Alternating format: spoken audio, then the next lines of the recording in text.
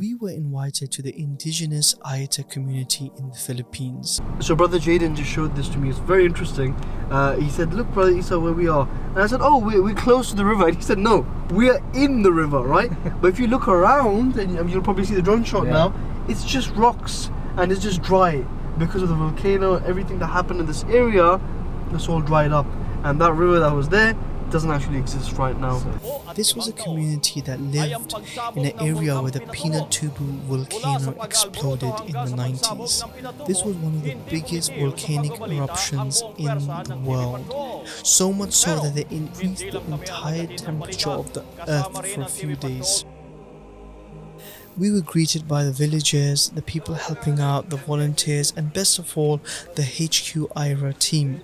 They had welcomed us, they had prepared everything, they had prepared the banners, the speakers, the food, and everything that was needed for a great day of Dawah and for a new Muslim camp to follow on the next days ahead. We always take gifts for the villagers, and this is given to people who are Muslim or Christian or of any other faith. It's a nice gesture for us for allowing us to visit their village, and we even tell them that these gifts are for everyone. It includes rice, soya sauce, and other things that they would need in an area like this where it's not readily available.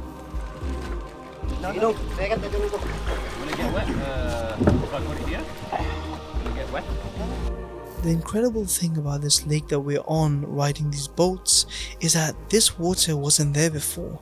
There was a whole town of people living here, and because of the volcanic eruption, this is now submerged in water, and so we had to catch these boats to get to the other side.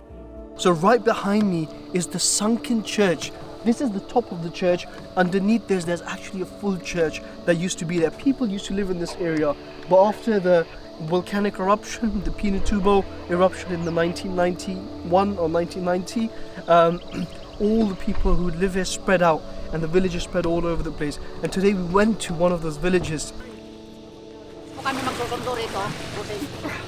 So we just crossed the lake from that point to here on these little traditional Filipino boats, and then now we're going to catch something called the Kolon Kolon, which is like a motorbike. Reminds me of Batman when I used to watch as a kid, the cartoon.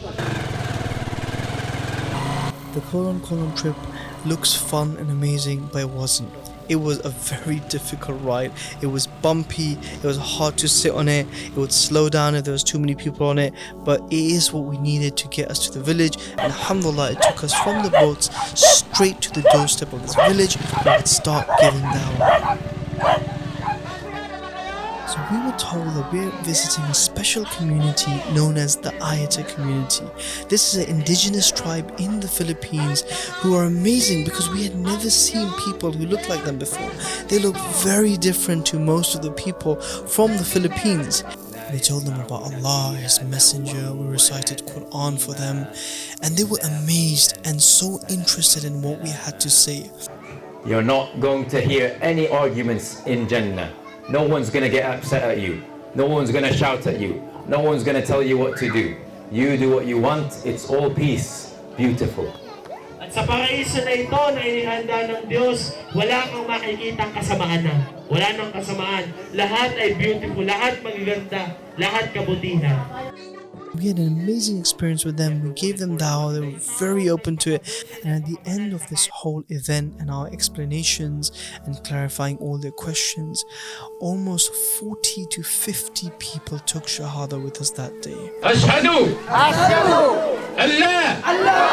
ilaha illallah wa ashhadu anna Muhammadan Rasulullah.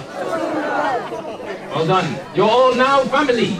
You are brothers and sisters in Islam. We are all one family. And at iERA, when someone takes shahada, we have to do our follow-up. So we arrange a new Muslim training camp the next day. Bismillahirrahmanirrahim. Alhamdulillah. Alhamdulillah. So when we arrived in the morning, everyone was there already. There was a few brothers and most of them were sisters, right?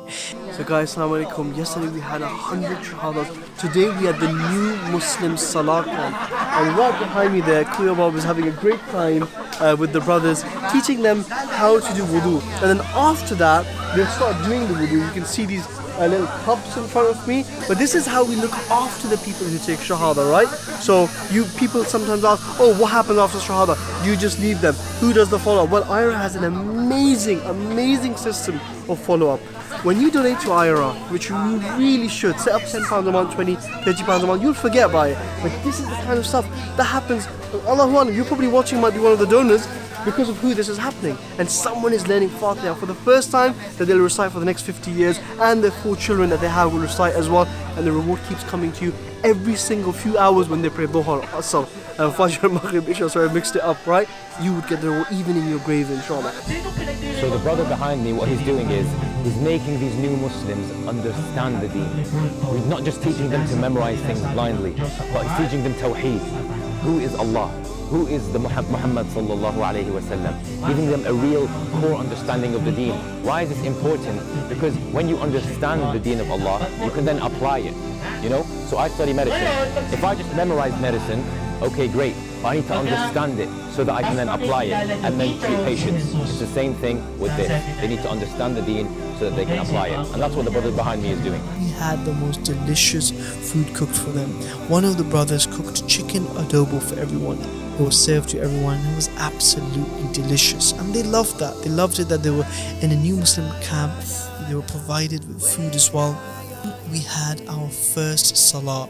We all prayed Dhuhr salah together with them. We all stood up in a line, side by side, and the salah was led by one of the brothers, and we prayed salah with them. And this was their first salah ever with us. Some of them learned it so fast that on the first day they know the entire Fatiha in Arabic by heart. And this is the blessings and the miracle of the Quran, that Allah has made it so easy for people to remember. We hope you enjoyed this, inshallah. Don't forget to subscribe so you can see these amazing vlogs, inshallah, and please share these amazing videos so we can continue to share the message of Islam around the world.